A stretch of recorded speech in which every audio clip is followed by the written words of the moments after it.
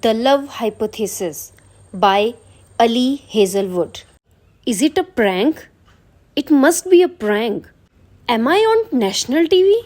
Where are the hidden cameras? How do I look? It's not a prank, there are no cameras. Olive adjusted the strap of her backpack on her shoulder and stepped to the side to avoid being run over by an undergrad on an electric scooter. But now that you mentioned it, you look great, especially for 7:30 in the morning. Aunt didn't blush, but it was a close thing. Last night I did one of those face masks that you and Malcolm got me for birthday. The one that looks like a panda, and I got a new sunscreen that's supposed to give you a bit of a glow. And I put on mascara, she added hastily under her breath. Olive could ask her why she had gone the extra mile to look nice on a run of the mile Tuesday morning, but she already knew the answer. Jeremy's and Anne's labs were on the same floor, and while the biology department was large, chance encounters were very much a possibility. She hid a smile, as weird as the idea of a best friend dating an ex might sound. She was glad that Anne was starting to allow herself to consider Jeremy romantically. Mostly, it was nice to know that the indignity Olive had put herself through with Carlson on the night was paying off. That, together with Tom Benton's very promising email about her research project, had Olive thinking that things might be finally looking up. Okay, Anne chewed on her lower lip, deep in concentration. So it's not a prank, which means that there must be another explanation. Let me find it. There is no explanation to be found. We just. Oh my god, are you trying to get citizenship? Are they deporting you back to Canada because we have sharing Malcolm's Netflix password?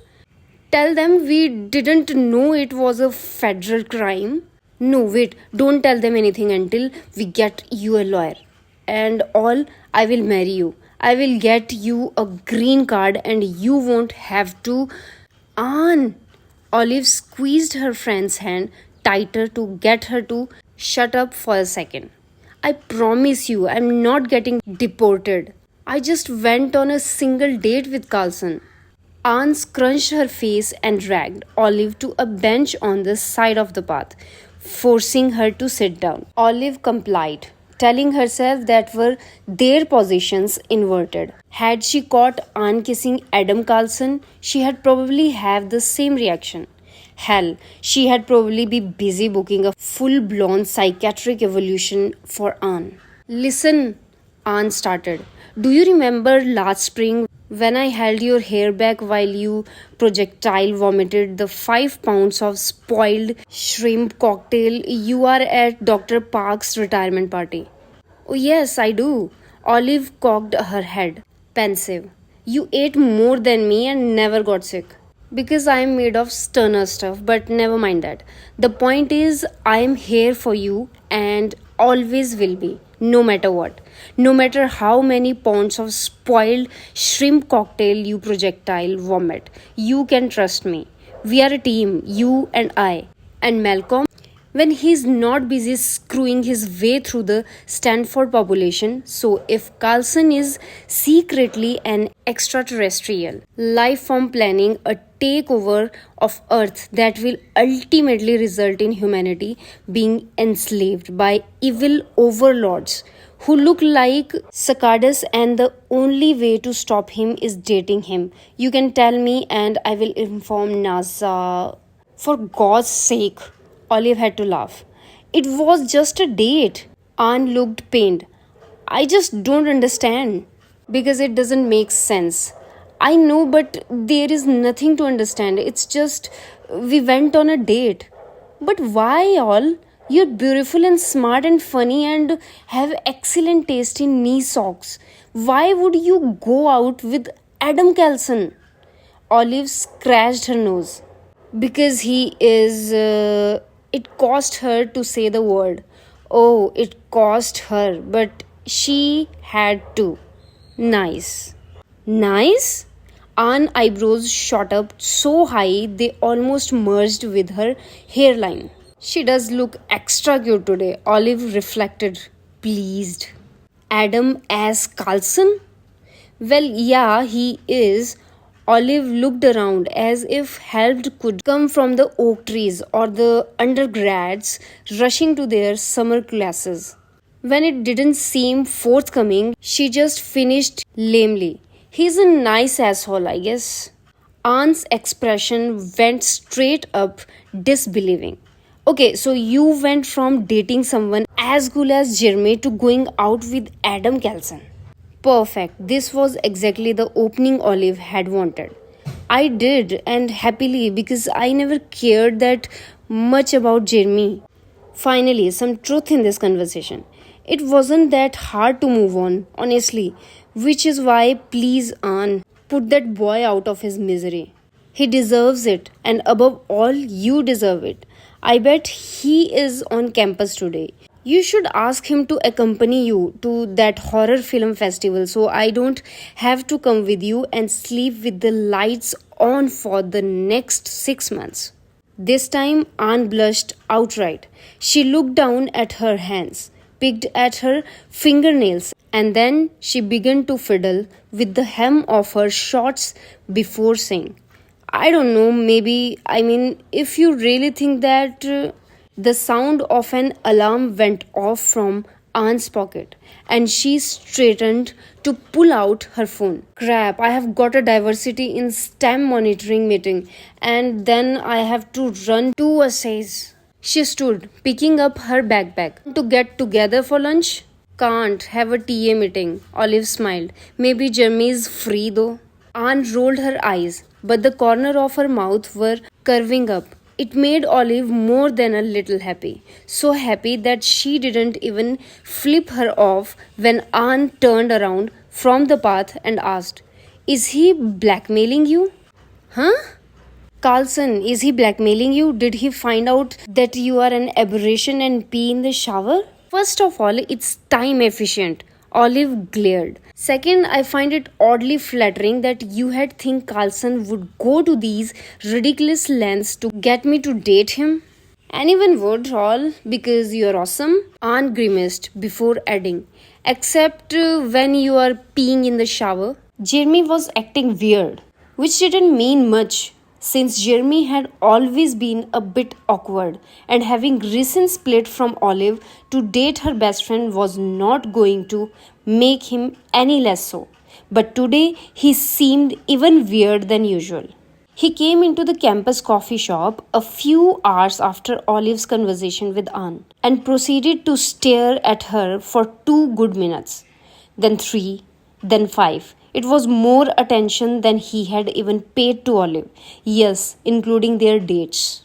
When it got borderline ridiculous, she lifted her eyes from her laptop and waved at him. Jeremy flushed, grabbed his latte from the counter, and found a table for himself. Olive went back to rereading her 2-line email for the 17th time.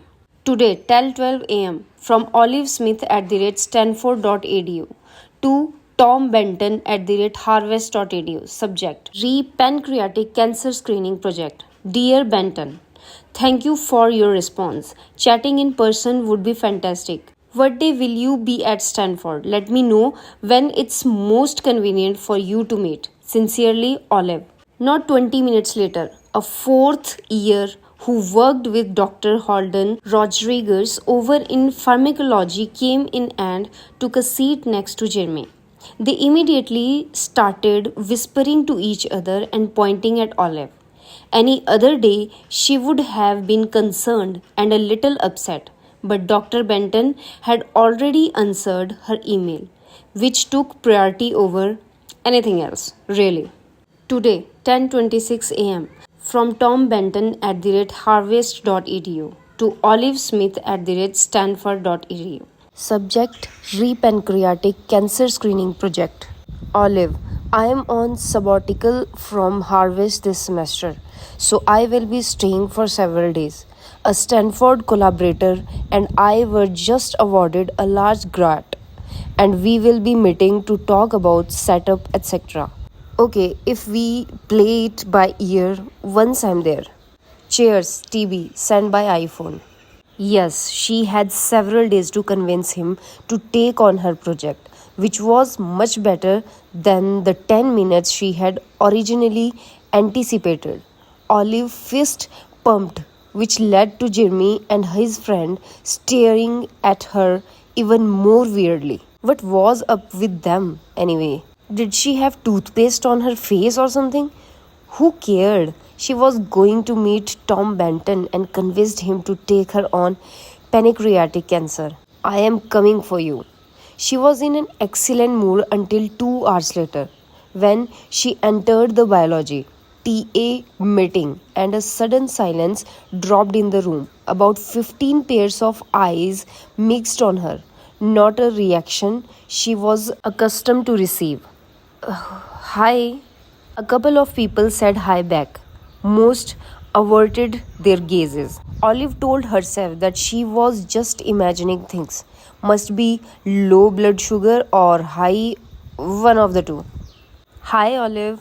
A seventh year who had never before acknowledged her existence moved his backpack and freed the seat next to his.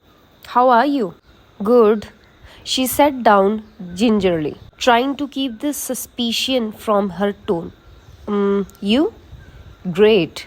There was something about his smile, something salacious and fake.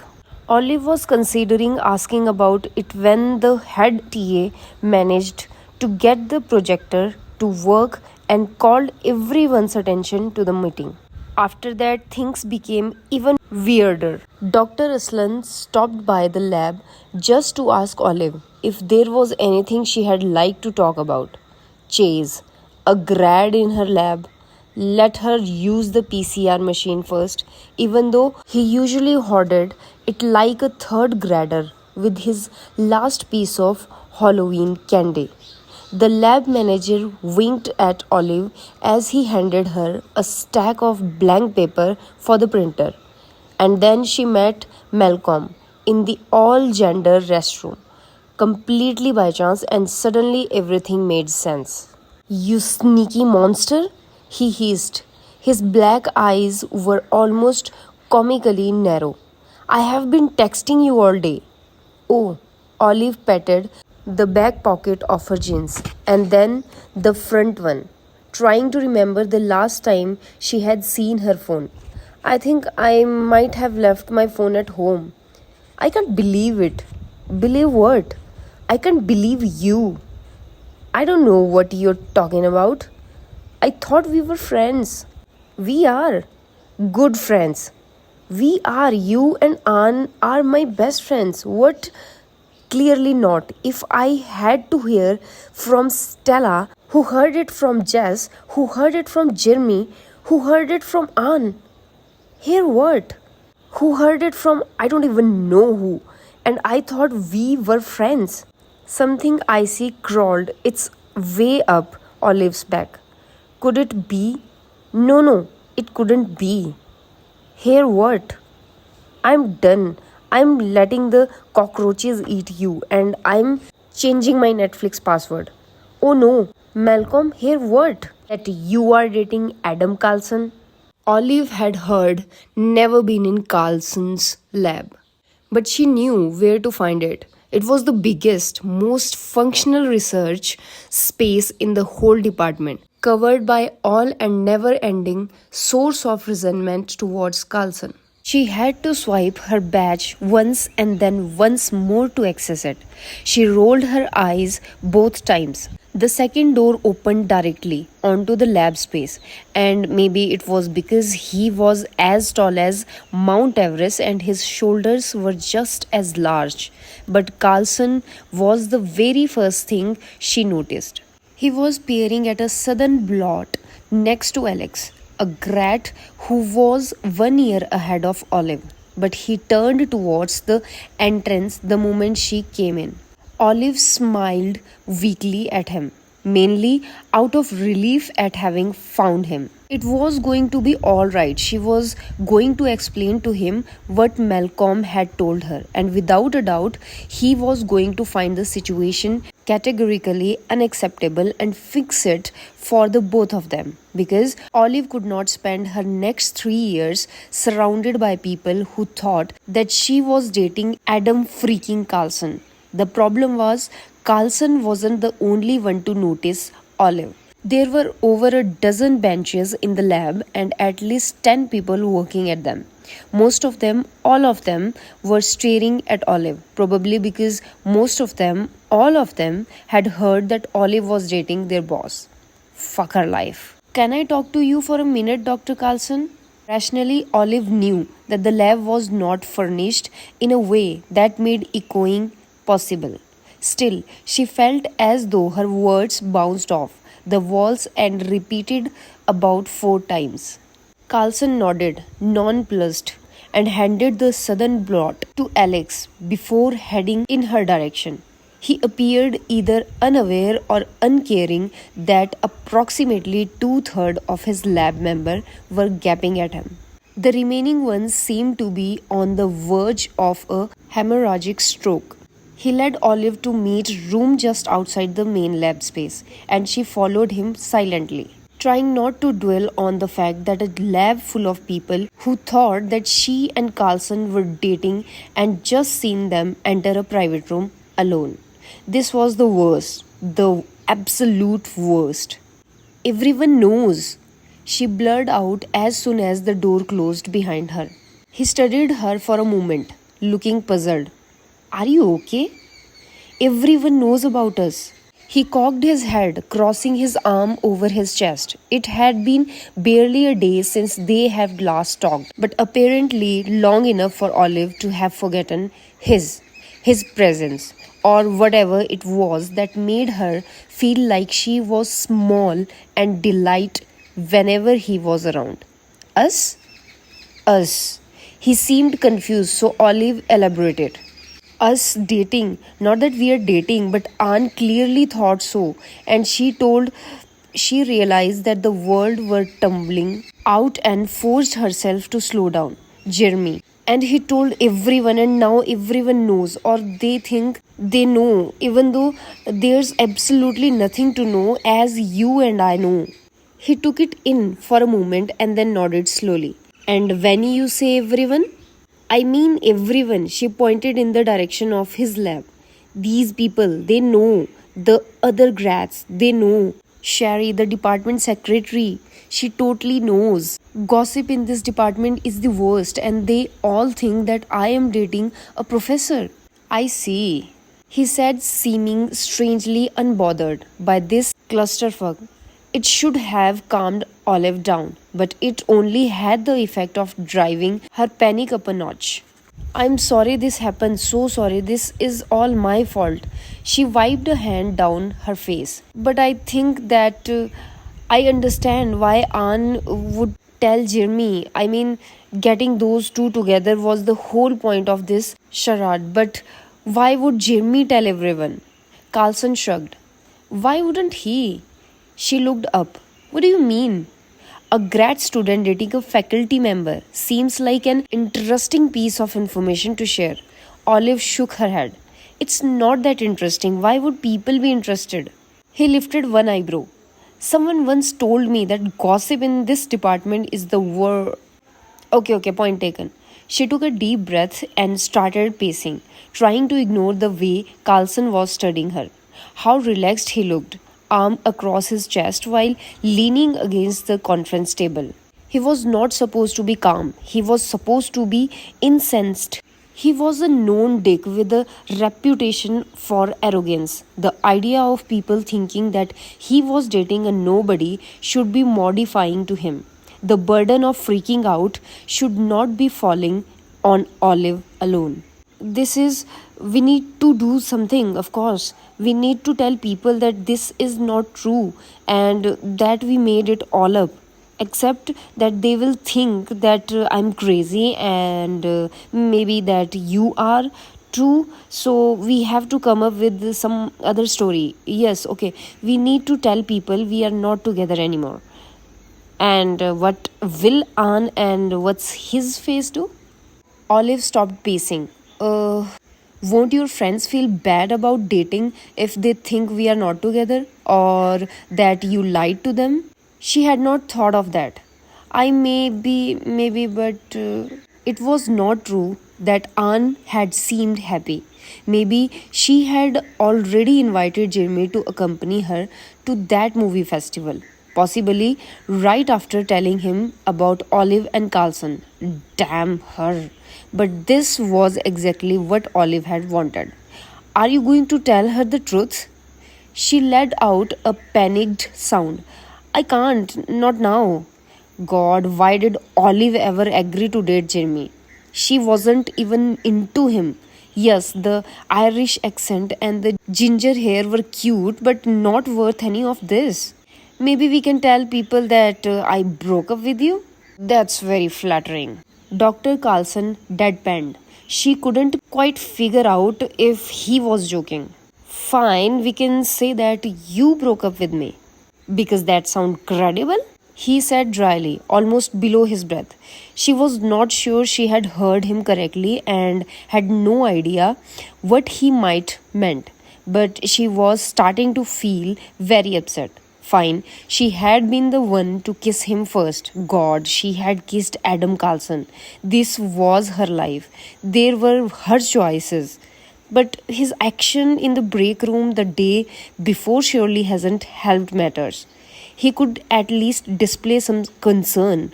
There was no way he was okay with everyone believing that he was attracted to some random girl with 1.5 publications. Yes, that paper she had revised and resubmitted 3 weeks ago counted as half. What if we tell people that it was a mutual breakup? He nodded. Sounds good. Olive perked up. Really? Great then. We could ask Sherry to add it to the departmental newsletter. What? Or do you think a public announcement before seminar would be better? No, it's maybe we should ask IT to put it on the Stanford homepage. That way people would know. Okay, fine, I get it. He looked at her evenly for a moment, and when he spoke, his tone was reasonable in a way she should never have expected of Adam as Carlson. If what bothers you is that people are talking about you dating a professor, the danger is done. I'm afraid telling everyone that we broke up is not going to undo the fact that they think we dated. Olive's shoulders slumped. She hated that he was right. Okay, then, if you have any idea of how to fix this mess, by all means, I am open to. You could let them go on thinking it. For a moment, she thought she had not heard him correctly. What? You can let people go on thinking that we are dating. It solves your problem with your friend. And what's his face, and you don't have much to lose. Since it sounds like from a reputation standpoint. He said the word reputation, rolling his eyes a little, as if the concept of caring about what other thought were the dumbest thing since homeopathic antibiotic. Things can't get any worse for you. This was out of everything in her life. Olive she had never. What? She asked again, feebly. He shrugged. Seems like a win win to me. It so did not to Olive. It seems like a lose lose and then lose again and then lose some more type of situation. It seemed insane. You mean forever? She thought her voice came out funny, but it was possibly that it was just an effect of the blood pounding in her head. That sounds excessive. Maybe until your friends are not dating anymore or until they are more settled. I don't know. Whatever worked best, I guess. He was serious about this. He was not joking. Are you not? Olive had no idea how to even ask it. Married or something? He must have been in his early 30s. He had a fantastic job. He was tall with thick, wavy black hair. clearly smart, even attractive looking. He was built.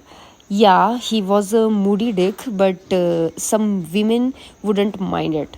Some women might even like it. He shrugged. My wife and twins won't mind. Oh shit. Olive felt a wave of heat wash over her. She blushed crimson and then almost died of shame because God, she had forced a married man, a father, to kiss her. Now people thought that he was having an affair. His wife was probably crying into the pillow. His kids would grow up with horrible daddy issues and become serial killers. Oh my god, I'm so sorry. Just kidding. I really had no idea that you. Olive, I was joking. I'm not married. No kids. A wave of relief crashed into her, followed by just as much anger. Dr. Carlson, this is not something you should joke. You really need to start calling me Adam, since we have reportedly been dating for a while. Olive exhaled slowly, pinching the bridge of her nose. Why would you even. What would you even get out of this? Out of what? Pretending to date me? Why do you care? What's in it for you? Dr. Carlson, Adam opened his mouth, and for a moment, Olive had the impression that he was going to say something important. But then he averted his gaze, and all that came out was, it would help you out. He hesitated for a moment, and I have my own reasons. She narrowed her eyes. What reasons? Reasons? If it's criminal, I had rather not be involved. He smiled a bit. It's not. If you don't tell me, I have no choice but to assume that it entails kidnapping or arson or embezzlement. He seemed preoccupied for a moment, fingertips drumming against her large biceps. It considerably strained his shirt. If I tell you it can't leave this room, I think we can both agree that nothing that has happened in this room should ever leave it. Good point. He conceded. He paused, sighed, chewed on the side of his cheek for a second, sighed again. Okay, he finally said, sounded like a man, was knew that he was going to regret speaking the second he opened his mouth. I am considered a flight risk. Flight risk? God, he was a felon on parole. A jury of his peers had convicted him to crimes against grad students. He had probably whacked someone on the head with a microscope for mislabeling peptide samples. So it is something criminal. What? No, the departmental suspect that I am making plans to leave Stanford and move to another institution. Normally it wouldn't bother me, but Stanford has decided to freeze my research funds. Oh, not what she had thought, not at all. Can they? Yes, well, up to one third of them. The reasoning is that they don't want to fund the research and further the career of someone who they believe is going to leave anyway. But if it's only one third, it's billions of dollars. He said levelly that I have earmarked for project that I plan to finish within the next year here at Stanford, which means that I need those funds soon. Oh, come to think of it, Olive had been hearing scuttlebutt about Carlson being recruited by other universities since her first year. A few months earlier, there had even been a rumor that he might go work for NASA. Why do they think that and why now? A number of reasons. The most relevant is that a few weeks ago I was awarded a grant, a very large grant, with a scientist at another institution. That institution had tried to recruit me in the past, and Stanford seemed the collaboration as an indication that I am planning to accept. He hesitated before continuing. More generally, I have been made aware that the optics are that I have not put down roots because I want to be able to flee Stanford at the drop of a hat. Roots? Most of my grads will be done within the year. I have no extended family in the area, no wife, no children. I'm currently renting. I had have to buy a house just to convince the department that I am committed to staying, he said, clearly irritated. If I was in a relationship, that would really help. Okay, that made sense, but have you considered getting a real girlfriend? His eyebrow lifted. Have you considered getting a real date? Touche. Olive fell silent and studied him for a few moments, letting him study her in return. Funny how she used to be scared of him. Now he was the only person in the world who knew about the worst fuck up ever, and it was hard to feel intimidated, even harder after discovering that he was the kind of person who had been depressed enough to pretend to date someone to get his research funds back. Olive was sure that she would do the exact same for the opportunity to finish her study on pancreatic cancer, which made Adam seem oddly relatable. And if he was relatable, then she could go ahead and fake date him, right? No, yes, no. What? She was crazy for even considering this. She was certifiably mental, and yet she found herself saying, it would be complicated. What would be? To pretend that we are dating? Really? It would be complicated to make people think that we are dating? Oh, he was impossible. Okay, I see your point, but it would be hard to do so convincingly for a prolonged period. He shrugged. We'll be fine as long as we say hi to each other in the hallways and you don't call me Dr. Carlson. I don't think people who are dating just say hi to each other. What do people who are dating do? It beat Olive. She had gone on maybe 5 dates in her life, including the ones with Jeremy, and they had ranged from moderately boring to anxiety, including to horrifying. Mostly when a guy had monologued about his grandmother's hip replacement in frightening detail. She would have loved to have someone in her life, but she doubted it was in store for her. Maybe she was unlovable. Maybe spending so many years alone had warped her in some fundamental way. And that was why she seemed to be unable to develop a true romantic connection or even the type of attraction she often heard others talk about. In the end, it didn't really matter. Grad school and dating went poorly together anyway, which was probably why Dr. Adam Carlson, Meg Arthur, Follow, and General Extraordinaire was standing here at 30 something year old asking Olive what people did on dates. Academic ladies and gentlemen. Things, stuff. Olive racked her brain. People go out and do activities together like apple picking or those paint and sip things, which are idiotic, Olive thought. Which are idiotic, Adam said, gesturing dismissively with those huge hands of his. You could just go to Anne and tell her that we went out and painted a Monet. Sounds like she had taken care of letting everyone else know. Okay, first of all, it was Jamie. Let's agree to blame Jamie. And it's more than that, Olive insisted. People who date, they talk a lot more than just greeting in the hallway. They know each other's favorite colors and where they were born, and they hold hands, they kiss. Adam pressed his lips together as if to suppress a smile. We could never do that. A fresh wave of mortification crashed into Olive. I'm sorry about the kiss. I really didn't think, and he shook his head. It's fine. He did seem uncharacteristically indifferent to the situation, especially for a guy who was known to freak out when people got the atomic number of selenium wrong. No, he wasn't indifferent. He was amused.